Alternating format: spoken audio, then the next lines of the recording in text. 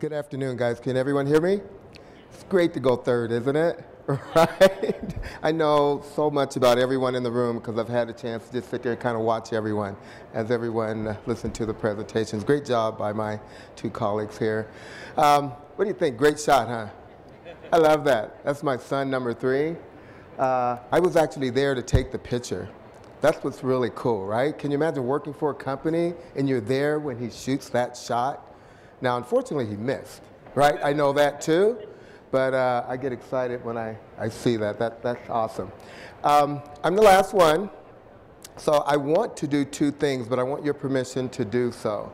I want to show a video clip. It's about 5 minutes, okay? I think it's kind of cool. It has music, kind of a Starbucks thing.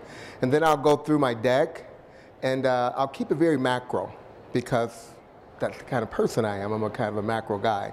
So what do you think? Just deck or video clip and deck? I see a lot of this. You want to see the video? Okay, now fingers crossed. Let's hope it works.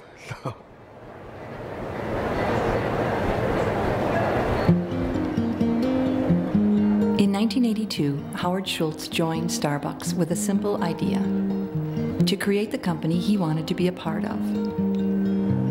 A company with 2 simple words at its core: daily inspiration. It's not a tagline, it's a promise. And each of us has a role in delivering that promise to our customers, one inspiration at a time.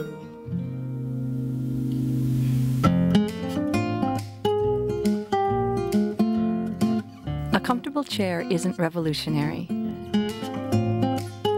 but it gave people a place to sit and read or strike up a conversation. Something as simple as a chair changed the way people drank coffee. Suddenly, it's not just a chair anymore.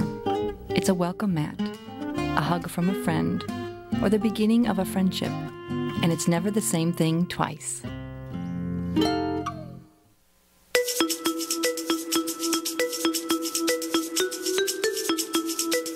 Flavor lock. It's just a valve, just a little piece of plastic. But it let us put our wonderful fresh roasted coffee in a bag without the beans going stale, which meant that we could ship these beans everywhere, not just across town, not just across the country, but all around the world. Before you knew it, people all over the place were tasting fresh Starbucks coffee. Lattes to go, fresh beans at the supermarket. Pretty soon it's not just coffee. It's frappuccinos, cans of double shot, ice cream. And it was that little piece of plastic that got it all started.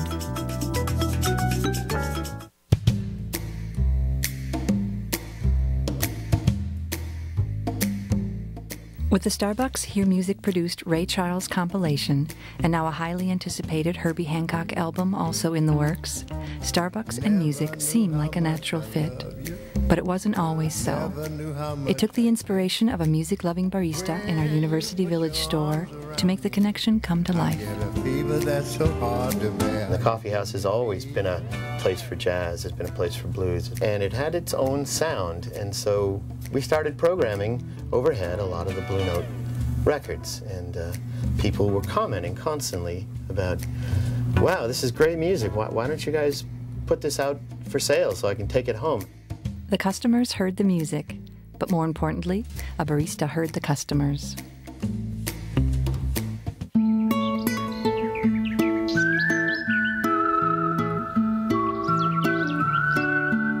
Estuardo Falla, a coffee mill owner in Antigua, Guatemala, has sold his prized beans to Starbucks for over 13 years. So when Estuardo saw the need for a health clinic in his community, Starbucks partnered with his coffee mill to build one. In 3 years, 4,000 people have been seen at that clinic. And for most, it was the first time they'd ever gone to a doctor. Starbucks continues to work with Estuardo to this day, and now people don't just go to the clinic when they're sick. They can go to stay healthy.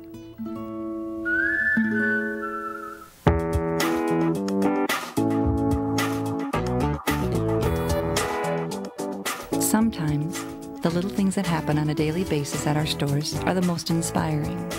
Like remembering someone's drink, making someone feel welcome. Bye, Stacy. I'll see you tomorrow. There's a guy that drives a Harley and he gets a tall toffee nut latte. Chris, he gets a venti vanilla latte. Carolyn and Ed, they get a grande latte and a grande decaf coffee for here with a peaches and cream cheese Danish every single day. As it turns out, when you feel part of a community, you want to come back to see your friends.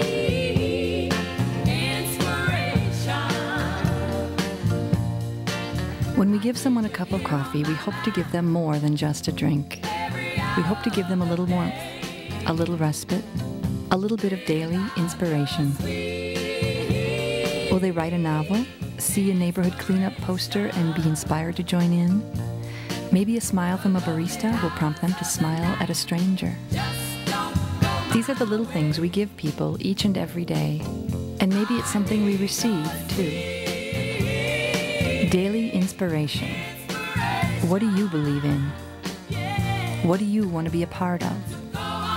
What do you want to create? Starbucks won't be the same company tomorrow that it is today. What it becomes is up to us.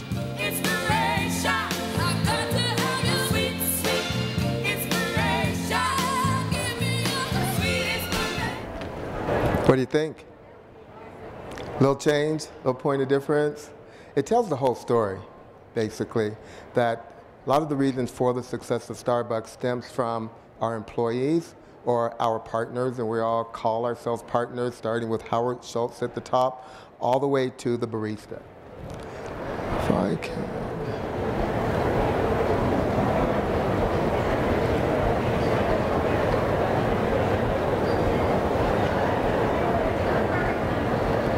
Okay, let's talk about Starbucks corporate culture.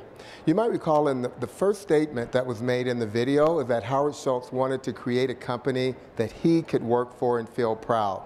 And I think that same tone continues to exist at Starbucks today.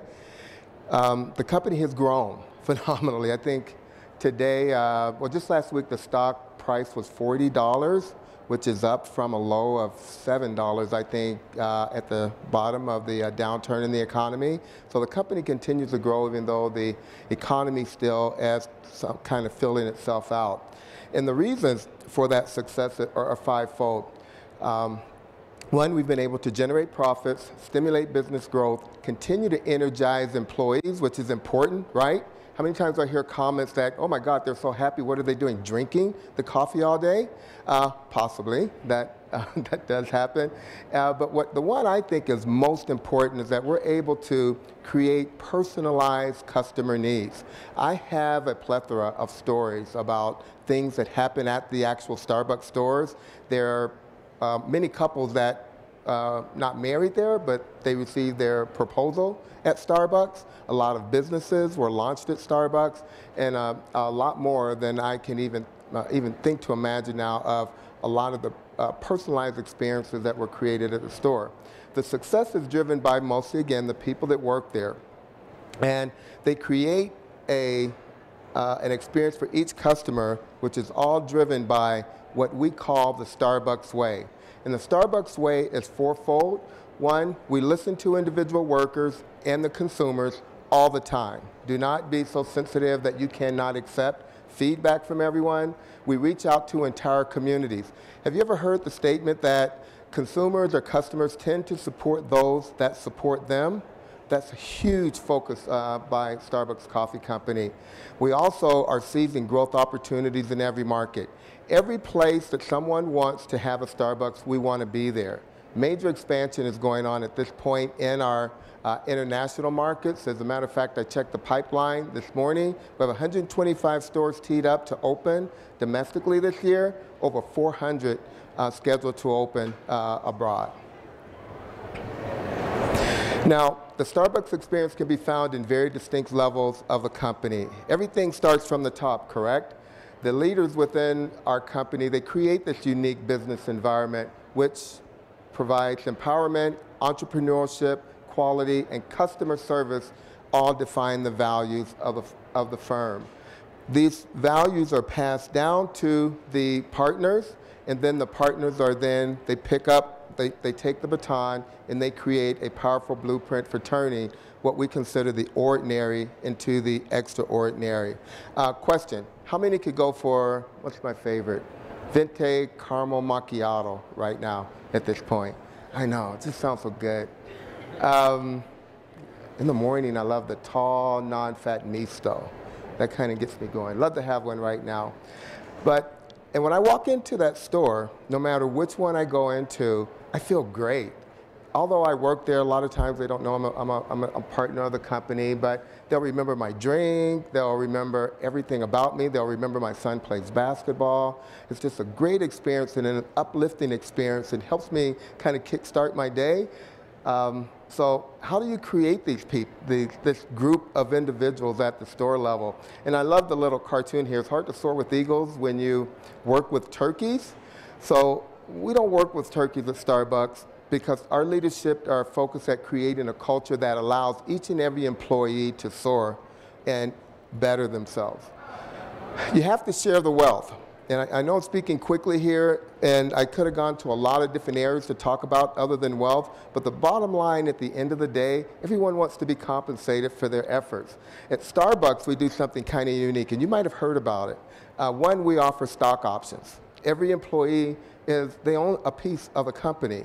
We also provide health care benefits to part-time employees, and I'll tell you why. You think, wow, that's great. Part-time health benefits, part-time stock options. We get some of the best potential partners coming to our company to be considered for hiring, especially a lot of college kids. Healthcare is huge. Howard Schultz always tells the story of when he was young, I think he was 8 or 9 years old, his dad, who was a delivery person, broke his leg while he was delivering. I think it was baby diapers or something like that. But he was laid off for a long period of time. He didn't have health care coverage. He did not have unemployment. And so he remembers that. And he ensures that anyone that works for our company has really, really great benefits to make sure that they're able to take care of themselves during the downtime. So stock benefits, health insurance are huge with our company. And we're also have a willingness to share the profits of the company. I'll give you an example or a testimonial from one of our Starbucks partners, Amolo Gaya, who came to the United States from Kenya. His statement is, "This is my company. I am the owner." Here, entrepreneurship. And I am responsible for creating greatness at my company. And in turn, my treatment is great. That resonates, doesn't it? Everyone, if they feel important, they feel empowered, they tend to want to give back to the organization. After 6 years, Amala was able to cash in his stock options for $25,000, and he in turn was able to take those funds and buy a home for his mother. That's powerful. Again, in sharing the wealth, Amala states Starbucks profitability has been good for Amala, and reciprocally, Amala's passion and sense of responsibility benefits the business. The key learning here again is that the lifeblood of the business is profit. And profit expands the breadth and scope of the market, the social influence, and the capacity to provide more benefits for your partners. An additional component of how we develop our partners to generate the camaraderie, the customer loyalty, the lack of turnover is training. And I think everyone in here probably trains their employee, but it's a major, major focus at Starbucks, and it's an ongoing focus at Starbucks. Has anyone ever been to a Starbucks and not had a good experience? Be honest, because I have, right? We have what's called, I shouldn't say this, we have not only company-operated stores, but we have licensed stores. The huge challenge for Starbucks is to take that training that we have at our company-operated stores and roll it into the licensed franchise environment. It's a constant battle because you have a clash of cultures sometimes, but it's still a major focus for us. We invest a lot in training, and we also make sure that we retain our customers. I've heard stories that, God, every time I go in a store, they know my name, they know my drink. That's because the same person is there, right? That's important. When you have a lot of turnover in your organization, you're always training and you're always delivering a different level of experience. Now, in addition to training, in addition to sharing the wealth, you have to provide a great work environment and treat each other with dignity and respect. That's very easy to say. How many can say I go to work and I'm treated with dignity and respect and really mean it? I showed you the picture of my son playing basketball. That's key, and I love to show that because you have to make time for your employees to actually spend time with families. When you have a company that really emphasizes that work-life balance, it definitely pays dividends in the long run. So, but everyone can't reward their employees with stock options or make part-time employees provide them health benefits. But what you can always do ongoingly is you can treat employees with daily care, concern, which will inspire creativity and passion at work. Again, examples, and treating each other with dignity, respect. We continue to emphasize the work balance, as I mentioned, which in addition provides a sabbatical for any employee or partner that's been with the company for 10 years. You can actually pack your backpack, jump on your motorcycle, go abroad, and just be totally unreachable for 12 months after your 10th year of service. We have things like paid leave for adoptive parents, health insurance, as I mentioned, for part-time employees, and always the questioning, the asking, the soliciting of feedback from the partners on recommendations that could be made what can make their life better. A testimonial from one of our former president of Starbucks internationally. There needs to be a cultural alignment between the partners and Starbucks itself. It is important as leaders that we are the first ones to live the principles and values of the company. So you just can't say it. You can't write it down in a mission statement. You have to actually exhibit the behaviors that you want. In turn, a Starbucks partner responded that one of the reasons that Starbucks employees are often so pleasant and helpful, right, is that it's a great company to work for. They actually enjoy their jobs, right? They have to be somewhere, so they might as well be at Starbucks, right? The company takes care of its employees and treats us with respect. In summation, there are 5 key business principles that exist at Starbucks. Make it your own. This focuses against the entrepreneurial emphasis that we place on the store managers at each store. They're responsible for the bottom line. They're responsible for giving back to the community, and they're responsible for making their individual store work, so they feel empowered. Everything matters, guys. Quality matters. Whether your customers are happy matters. Whether you are supporting the correct promotion at the right time, it all matters. Detail, detail, detail. Also, surprise and delight. I know stories of someone has walked into Starbucks upset. They're having a bad day. They don't know which way to turn, but all of a sudden the Starbucks baristas go out of their way to do something that will make their day a little better. And that's the surprise delight. You can do it from just a customer service standpoint. You can provide a very special beverage that maybe they weren't expecting to receive that day. Embrace resistance. Resistance helps you to grow. So continue to solicit feedback from both your customers and employees in order for you to grow. Leave your mark. This one's very important. Did you notice in the video where it really focused on the hospital that was built by funds from Starbucks? That's an example of leaving your mark. Go out, get involved in your community, be a great corporate citizen. Just do not give it lip service, but exhibit to your customers and your partners that you really, really are concerned about having an impact on our society. And with that, I'm done, and I think we're going to take questions at the end now, or, okay. Thank you, guys. I enjoyed it.